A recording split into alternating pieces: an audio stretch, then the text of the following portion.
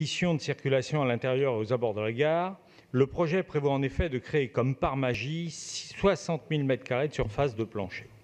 Il ne s'agit pas moins de 5 niveaux au-dessus du terminal des départs, dédiés, je cite, à des espaces commerciaux de coworking, une salle de sport, des espaces de restauration, des espaces d'animation culturelle et des terrasses végétalisées ouvertes au public. Nous sommes sauvés. Mais regardons en détail la répartition de la totalité du projet final de 136 000 m². 42 133 m² de commerce, 32 914 m² de bureaux, 4 035 m² de résidences hôtelières, 57 444 m² d'espaces complémentaires, dont 1 135 de services d'exploitation, 2 897 de services voyageurs et 22 692 m² d'espaces de circulation, soit, je résume pour notre Assemblée, 31% de la surface totale de la gare dédiée au commerce, 24% au bureau, 3% à l'hôtellerie. Au final, seulement 42% de la surface dédiée aux services complémentaires nécessaires au fonctionnement des lieux, au service aux voyageurs, à la circulation des personnes. Les espaces de circulation des personnes, précisément, leur optimisation était pourtant une des principales justifications du projet, mais ne représenteront à la fin que 16% de la surface finale. Bref, tout le monde est plus ou moins allègrement servi dans ce gâteau, sorti de 5 étages qui viendront couronner la gare du Nord.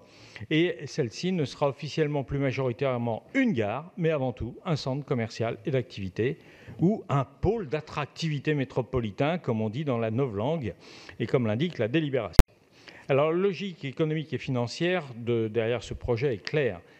Comment, dans ces conditions, croire que le projet 2024, Gare du Nord 2024, n'aura pas d'impact sur le quartier et son environnement?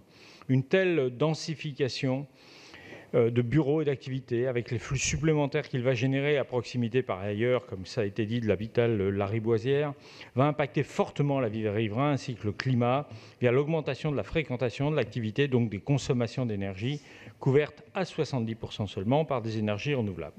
Sans compter la phase chantier qui, en réalité, mériterait qu'on en parle longuement puisqu'elle va non seulement imposer dans ce secteur déjà des nuisances qui nous sont tant reprochées ces temps-ci pour les projets d'intérêt général.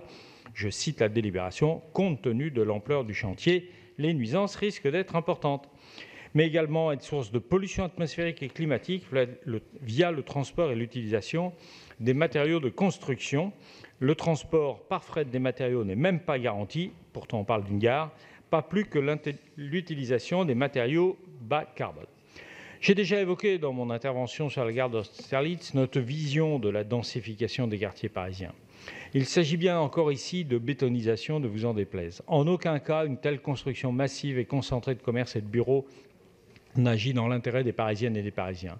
Les riverains de la gare du Nord ne respireront pas mieux, leur qualité de vie se trouvera dégradée par ce nouveau temple dédié au consumérisme. Il s'agit bien uniquement des intérêts financiers des branches immobilières de la SNCF et surtout d'Auchan que nous servons par cette délibération en s'inscrivant une fois encore dans les logiques de spéculation immobilière et commerciale qui sous-tendent ce type de projet. Alors que tant de gares et de lignes ferment ces derniers temps partout en France, nous réitérons notre opposition à ce que la SNCF devrait se concentrer sur ses missions de service public que sont les mobilités ferroviaires, le fret et le transport de voyageurs. Et c'est bien là l'utilité première d'une gare que d'accueillir des voyageurs et de leur offrir des services. Paris ne manque ni de commerce ni de bureaux. Nous voterons donc bien sûr contre cette délibération.